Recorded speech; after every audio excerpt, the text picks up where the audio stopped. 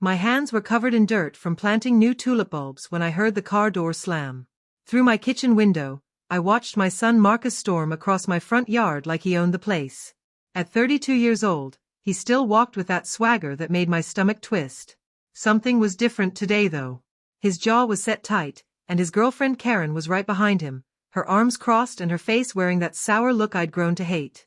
I wiped my hands on my gardening apron and opened the front door before they could knock. "Hi, sweetie," I said to Marcus, trying to keep my voice warm. "What brings you by?" Karen didn't even look at me.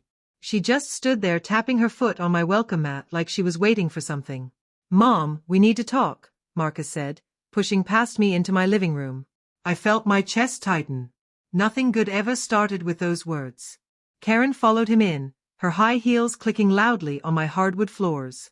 She picked up one of my photo frames from the coffee table, looked at it, then put it down in the wrong spot. "Would you like some sweet tea?" I asked, though Karen had never accepted anything I offered her in the 6 months they'd been dating. She just rolled her eyes and sat down on my couch without being invited. Marcus stayed standing, which meant he was planning to make this quick. "Mom, I need to borrow your car," he said, not even trying to ease into it. The words hit me like a cold slap. My car wasn't just any car. It was Harold's 1998 blue Buick Century, the one he'd driven to work every day for 12 years before the cancer took him. The seats still smelled like his cologne, and his favorite coffee mug was still in the cup holder. "Which car?" I asked, though I already knew. We both knew I only had one. "The Buick, Mom. Don't play dumb."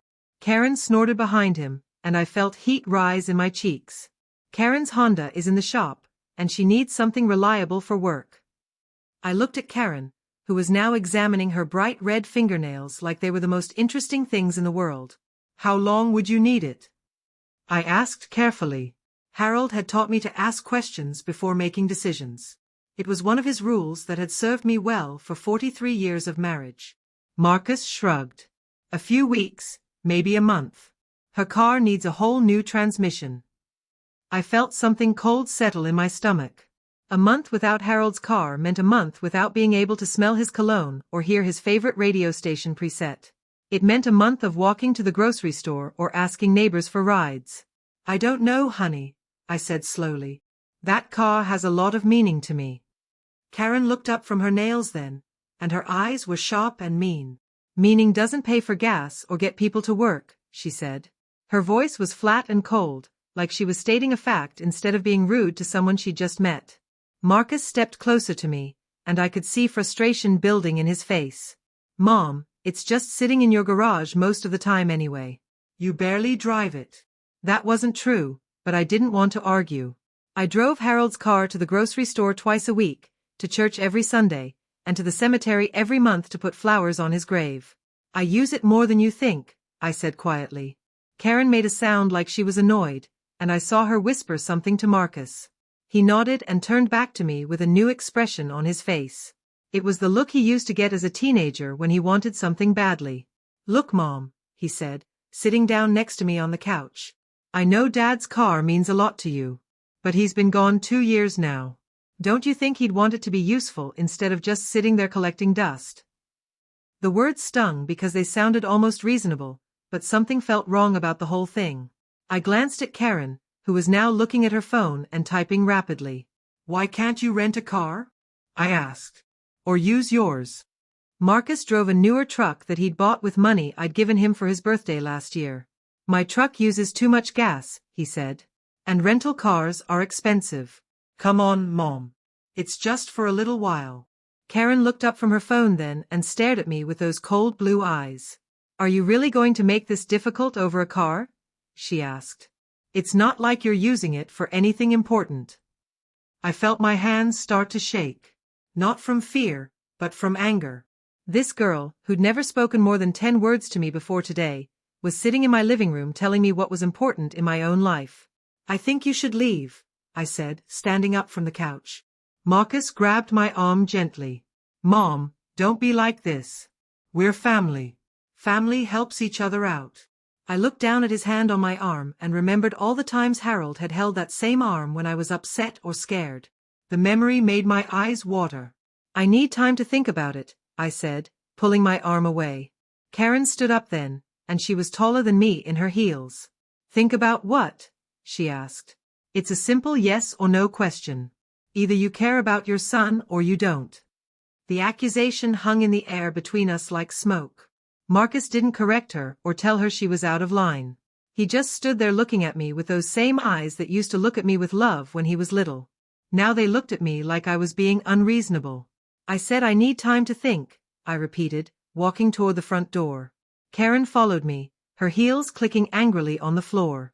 Fine, she said, not trying to hide her irritation. But we need an answer by tomorrow. Some of us have jobs to get to. Marcus kissed my cheek before they left, but it felt cold and automatic. As I watched them drive away in his truck, I noticed Karen was already on her phone again, probably complaining to someone about the crazy old lady who wouldn't give up her dead husband's car. I stood in my doorway for a long time after they left, holding Harold's car keys and wondering when my son had become a stranger. That night I couldn't sleep. I kept thinking about Karen's cold eyes and the way Marcus had just stood there while she was rude to me. At 3 a.m, I got up and went to the garage. Harold's car sat there in the dim light, looking exactly the same as it had the day he died. I opened the driver's door and sat in his seat, breathing in the faint smell of his aftershave that still lingered in the fabric. The next morning, I was making coffee when my phone rang. It was Marcus, and he sounded different. Rushed. Mom, I'm coming over with Karen at noon. She took the morning off work so we could get this car situation sorted out. I felt my stomach drop. Sorted out sounded like they'd already made the decision for me. Marcus, I told you I needed time to think, I said, gripping the phone tighter. Well, you've had all night, he replied. How much time do you need? It's not like you're buying a house or something. It's just letting someone borrow your car.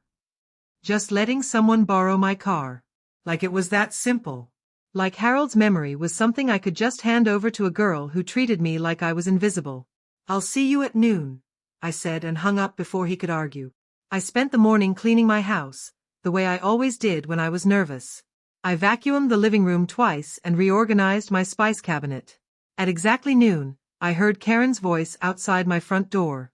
She was talking loudly on her phone, saying something about dealing with this situation and getting what we need. When I opened the door, Marcus was holding a folder full of papers and Karen was putting her phone away. They both looked serious, like they were here for business instead of family. Hi Mom, Marcus said, giving me a quick hug. Ready to talk about the car? I led them to the kitchen table, where I'd set out glasses of water and some cookies I'd baked that morning. Karen didn't touch anything, but she did pull out her own folder of papers. What's all this? I asked, looking at the documents spread across my table. Well, Marcus said, looking uncomfortable, Karen did some research. She found out some things about car insurance and liability that we thought you should know. Karen leaned forward then, and I could see she was excited about something. Did you know that if someone borrows your car and gets in an accident, you're responsible for the damages?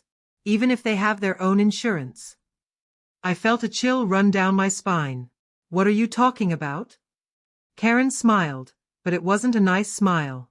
It was the kind of smile people get when they think they're smarter than you. I'm talking about protecting yourself legally. If you let Marcus borrow your car and something happens, you could lose your house, your savings, everything. Marcus nodded seriously. That's why we came up with a better solution. He pulled out another paper from his folder. Instead of borrowing the car, what if you just sold it to me? That way, you're not liable for anything that happens, and you don't have to worry about insurance issues. I stared at the paper in his hands. It was a bill of sale, already filled out with my name and his. The only thing missing was my signature and the sale price. How much? I asked, though I wasn't sure I wanted to know. Karen answered before Marcus could. We were thinking $5,000. That's more than fair for a car that old. $5,000. For Harold's car. For the vehicle that had carried us through 20 years of marriage, that had brought Marcus home from the hospital when he was born, that had been Harold's pride and joy. The car's worth more than that, I said quietly. Marcus shook his head. Mom, be realistic. It's a 1998 Buick with over 200,000 miles on it. 5,000 is generous. Karen pulled out her phone and showed me a screen. I looked it up on Kelly Blue Book. For a car that old, $5,000 is actually above market value. I felt like I was drowning. They had an answer for everything, a reason why their plan was the only logical choice.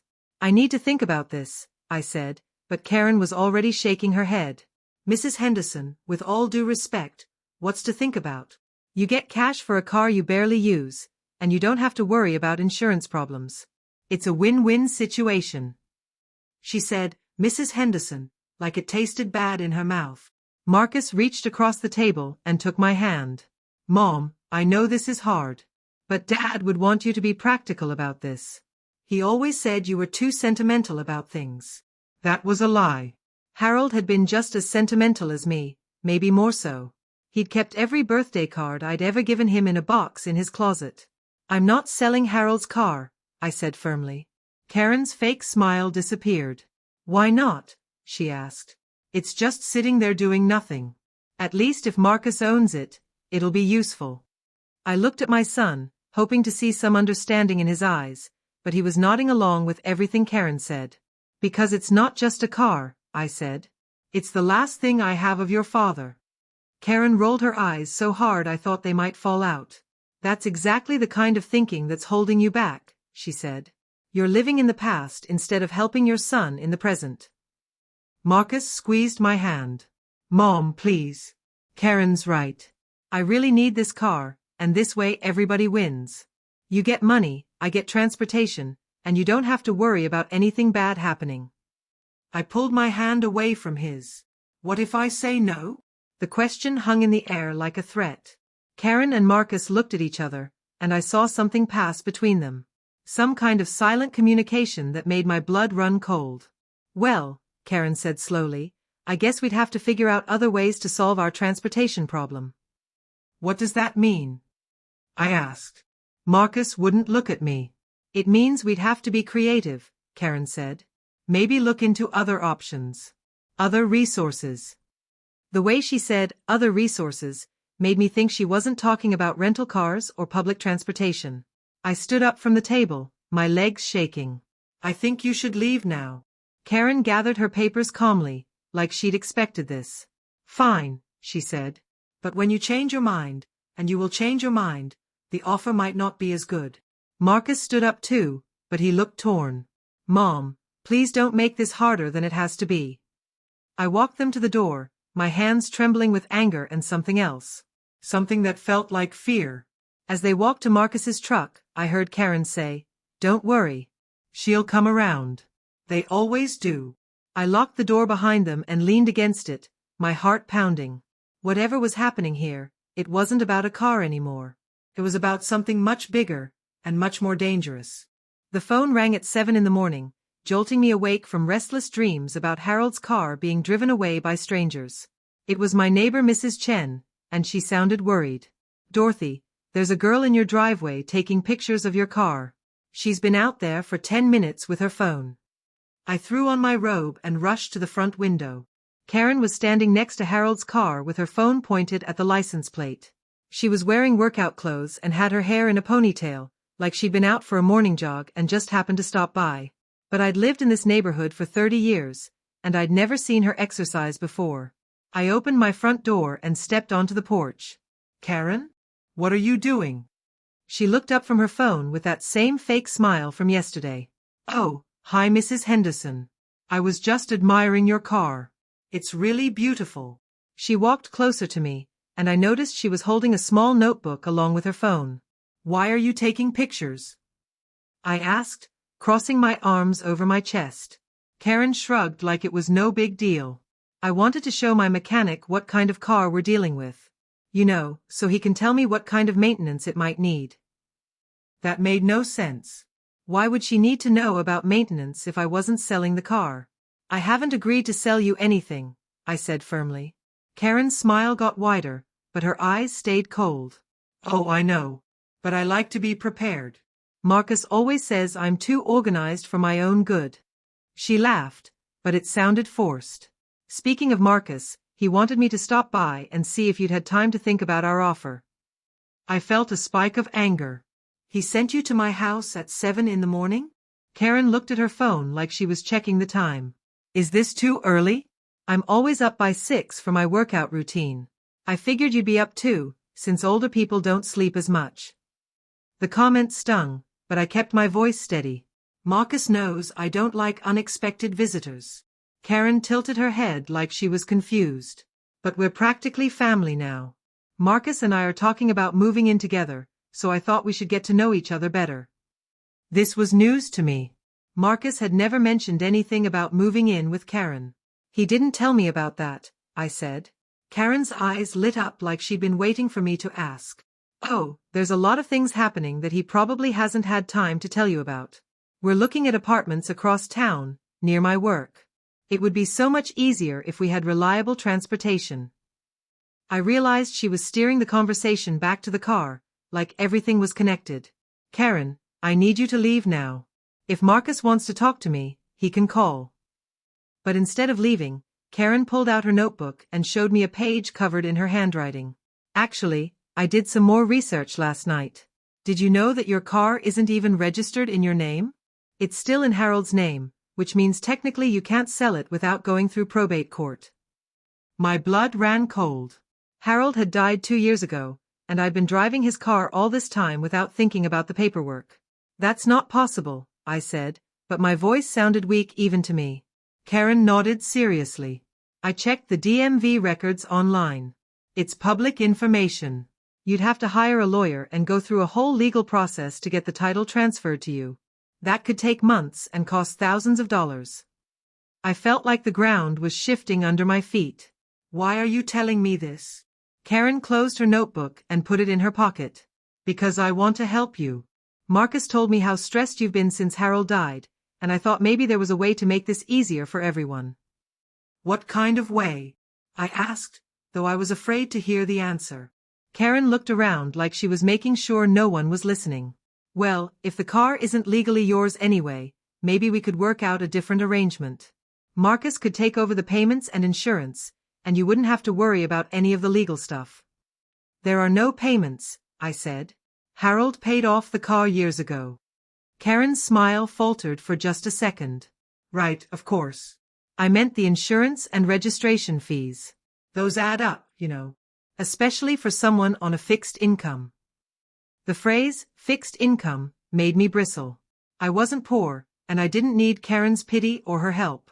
I can afford to maintain my own car, I said. Karen held up her hands like she was surrendering. I didn't mean to offend you. I just thought maybe you'd like to simplify your life a little. My life is fine the way it is, I said, but Karen was already shaking her head. Is it though? Marcus worries about you out here all alone. He says you don't have many friends, and you don't get out much except for grocery shopping and church. Each word felt like a small stab. It was true that I'd become more isolated since Harold died, but I didn't need Marcus discussing my personal life with his girlfriend. What Marcus and I talk about is between us, I said. Karen nodded, but I could see she was just getting started. Of course. But he also mentioned that you've been having some memory problems lately.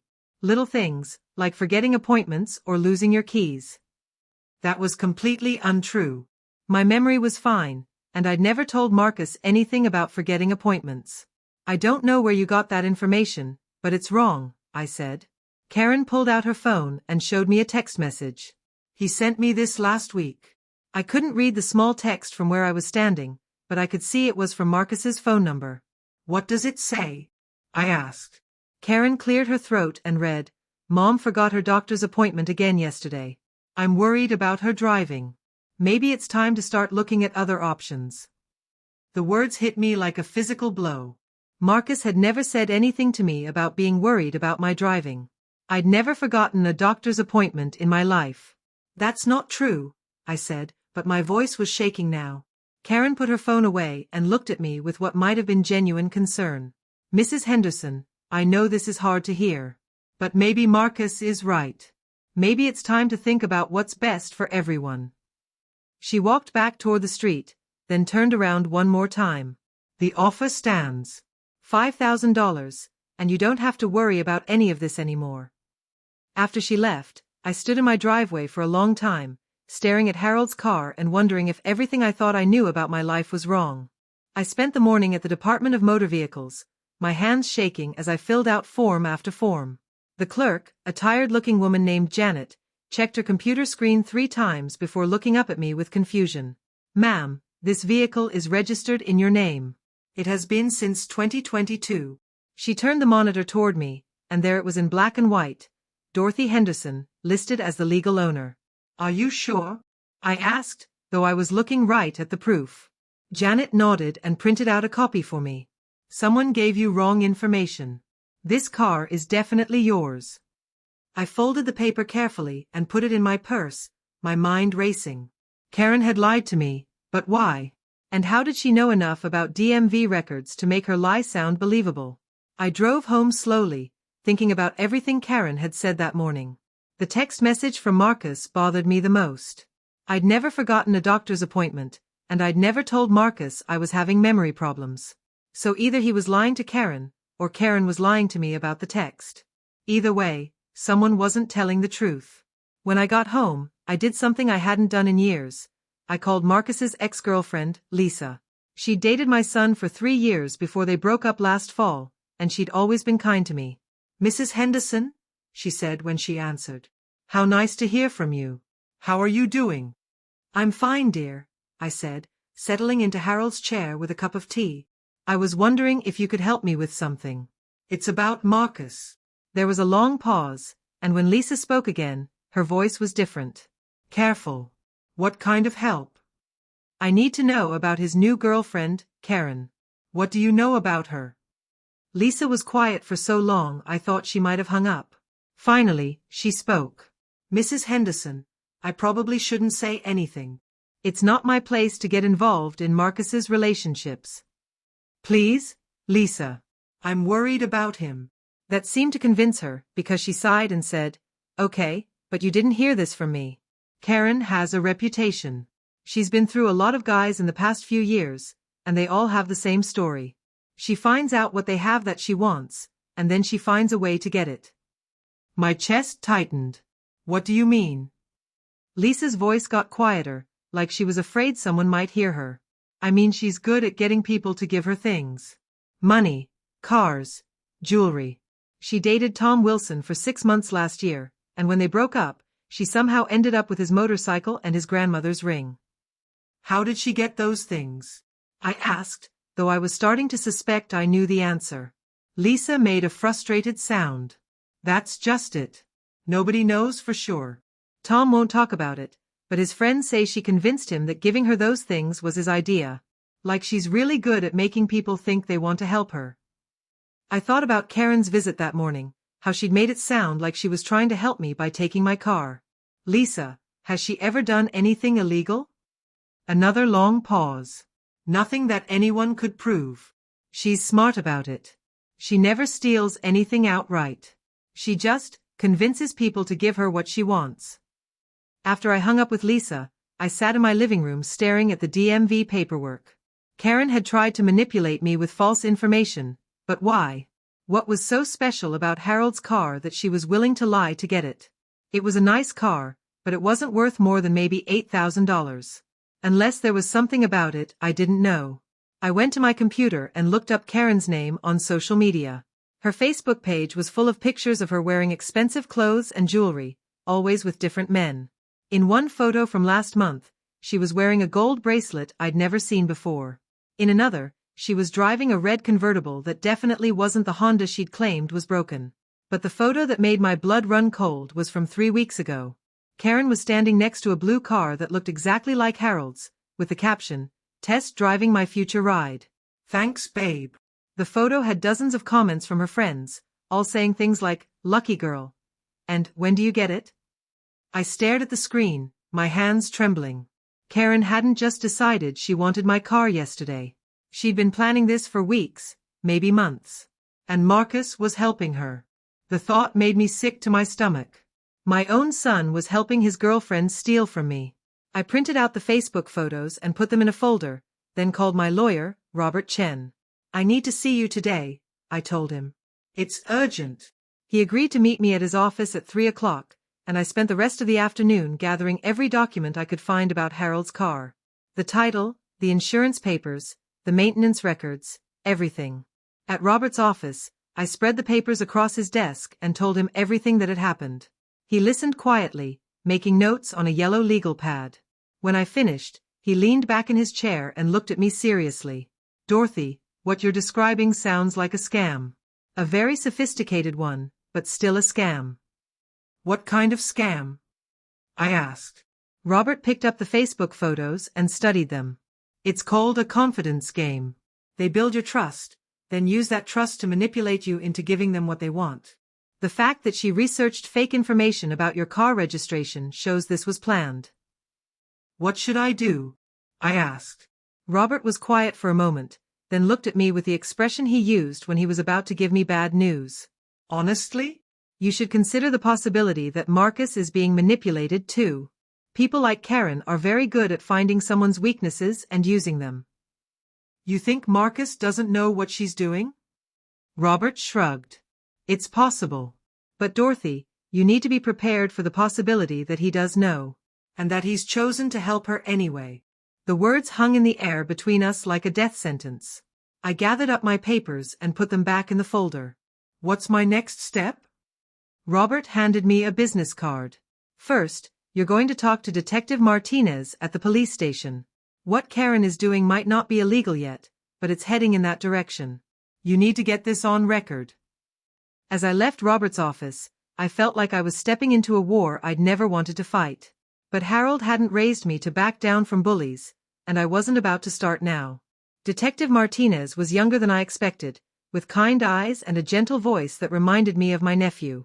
He looked at the Facebook photos I'd printed out, then at the fake text message Karen had shown me, and shook his head slowly. Mrs. Henderson, I've seen this kind of thing before. It's called elder fraud, and it's becoming more common every year. But I'm not that old, I said, feeling defensive. Detective Martinez smiled.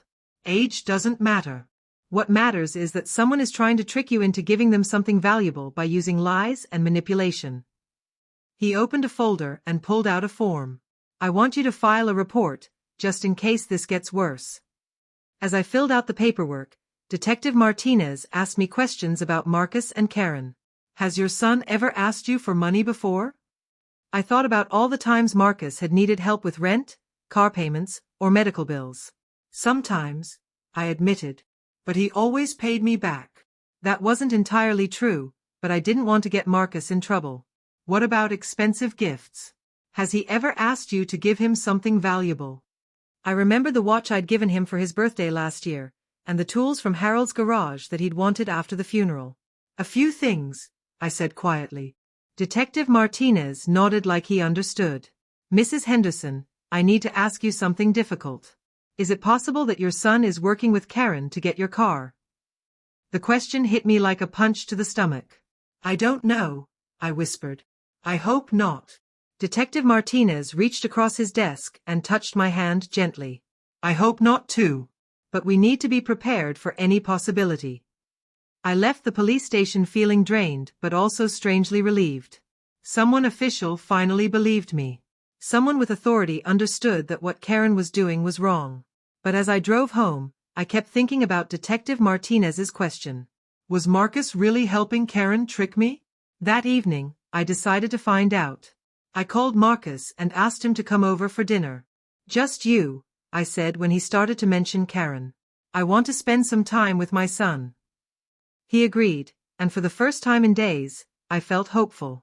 Maybe this was all a misunderstanding. Maybe Marcus didn't know what Karen was really doing. But when Marcus arrived at 6 o'clock, he wasn't alone.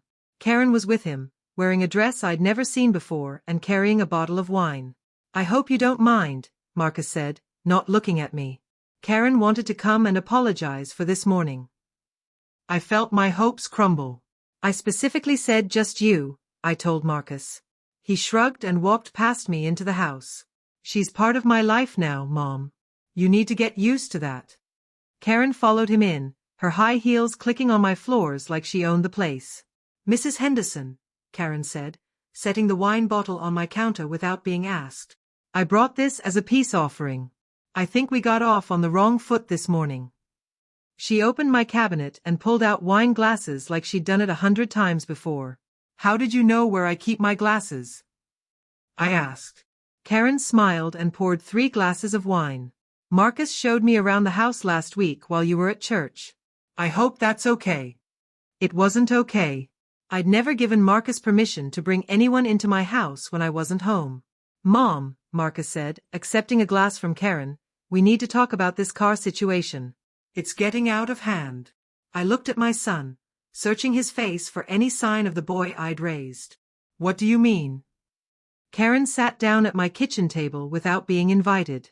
What he means is that we've been very patient, but we need a decision. My car has been in the shop for a week now, and I'm missing work because I don't have reliable transportation. She sipped her wine and looked at me expectantly. I went to the DMV today, I said, watching Karen's face carefully. The car is registered in my name. It always has been. Karen didn't even blink. That's interesting. The information I found online must have been outdated. She said it so smoothly, like lying was as natural as breathing. Marcus leaned forward. Mom, does it really matter whose name is on the paperwork? The point is that Karen needs a car, and you have one you barely use. I felt something break inside me. My own son was sitting in my kitchen, asking me to give away Harold's car like it was nothing. It matters to me, I said quietly. Karen made a frustrated sound. Mrs. Henderson, with all due respect, you're being selfish. You have the power to help someone who needs it, and you're choosing not to. That's not very Christian of you. The accusation stung because I'd always tried to be a good Christian woman. But something about Karen's tone made me angry instead of guilty. Don't tell me what's Christian, I said, standing up from the table. A good Christian wouldn't lie about DMV records or show fake text messages. Karen's eyes narrowed. What are you talking about? I pulled out my phone and showed her the DMV paperwork. I'm talking about the lies you told me this morning. The car is registered in my name, and always has been. You lied to me. Marcus looked confused. What lies? Karen waved her hand dismissively. It was just a misunderstanding. I was trying to help your mother understand the legal implications of car ownership. But I wasn't finished. I pulled out the printed Facebook photos and spread them on the table. What about this? I asked, pointing to the photo of Karen with Harold's car. You posted this 3 weeks ago, saying you were test driving your future ride. You've been planning this for weeks. Karen's face went white, then red. You've been stalking me online? That's pathetic. Marcus looked at the photos, then at Karen, then back at me. Mom, what is this? For the first time, I saw doubt in his eyes.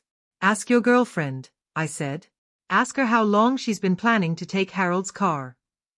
Karen stood up quickly, her chair scraping against the floor. This is ridiculous. I don't have to sit here and be accused of things I didn't do. She grabbed her purse and headed for the door. Come on, Marcus. Your mother clearly doesn't want us here. But Marcus stayed seated, staring at the photos. Karen, wait. I need to understand what's going on here. Karen stopped at the door and turned around. Her face was twisted with anger. What's going on is that your mother is a bitter old woman who can't stand to see you happy. She'd rather keep a dead man's car than help her own son. That's enough, I said, my voice shaking with rage. Get out of my house. Both of you. Karen smiled then, a cold, cruel smile. Fine. But this isn't over. You can't hide behind your dead husband forever. She walked out, slamming the door behind her. Marcus sat at my table for a long moment, looking at the photos. When he finally looked up at me, his eyes were filled with confusion and something that might have been shame. Mom, I had no idea she was planning this. I swear I didn't know about the Facebook posts. I wanted to believe him, but I wasn't sure I could trust anyone anymore. 3 days later, I was watching the morning news when I saw something that made my blood run cold. There was Harold's car in the parking lot of Henderson Motors, with a big red, "Sold" sign in the windshield. The reporter was doing a story about used car prices, and my husband's car was right there on television for everyone to see. I called the dealership immediately. Tom Harrison, the owner, sounded surprised to hear from me. Mrs. Henderson? I thought you'd be happy. We got a great price for your Buick. $15,000, just like we discussed. My hands started shaking. Tom, I never brought you my car. I never discussed selling it to you. There was a long pause. Ma'am, your son Marcus brought it in yesterday with the title and keys. He said you were too upset to come yourself because the car reminded you of Harold. He had all the paperwork. I felt like I was going to be sick. Tom, Marcus stole my car. I need you to call the police right now. But he had the title, Tom said, sounding confused. It was all legal. He even had a letter from you saying you wanted to sell it. I hung up and immediately called Detective Martinez. They sold Harold's car, I said when he answered. Marcus and Karen took it to the dealership and sold it. Slow down, Mrs. Henderson, Detective Martinez said calmly. Tell me exactly what happened. I told him about the phone call from Tom, about the forged letter, about seeing the car on the news. I'm on my way, he said. Don't do anything until I get there. But I couldn't just sit and wait. I got in my neighbor's car and drove to the dealership. Tom met me in the parking lot, looking embarrassed and worried.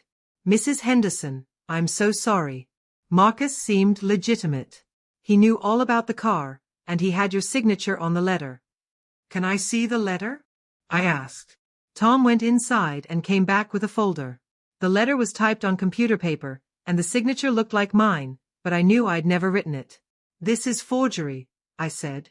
And my son doesn't have my permission to sell my car. Tom rubbed his forehead.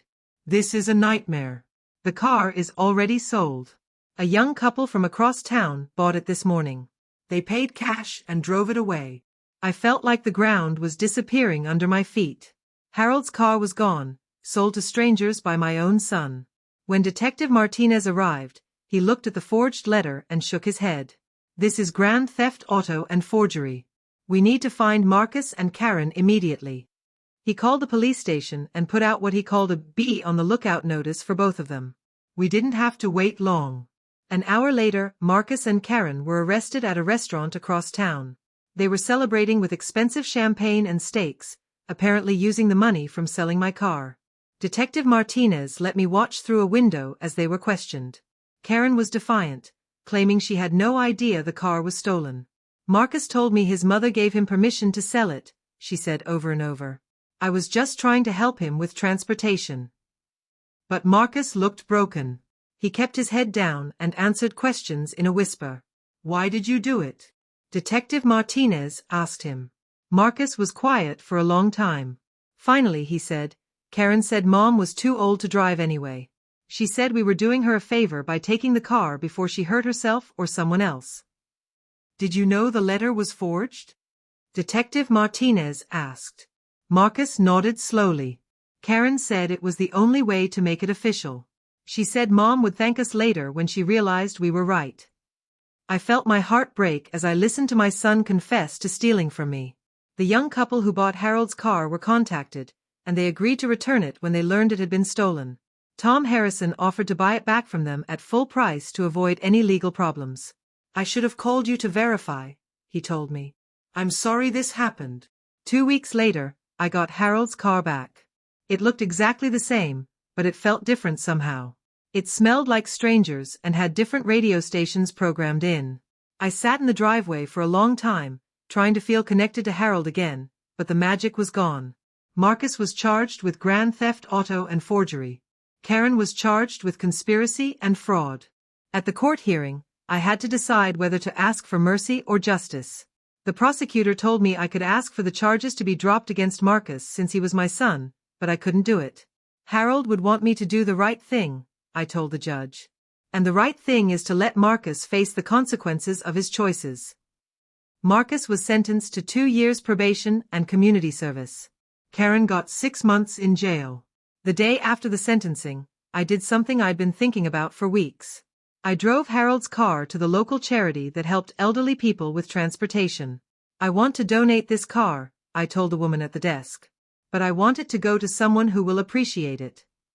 She smiled and shook my hand. We have the perfect person. Mrs. Patterson just lost her husband, and she needs a way to get to her medical appointments. She's been taking the bus for months. I signed the paperwork and handed over the keys. As I walked away, I heard Harold's voice in my head. That's my girl. You did the right thing. I took the bus home that day, and for the first time in months, I felt truly free. Harold's car was gone, but his memory was safe in my heart where no one could steal it.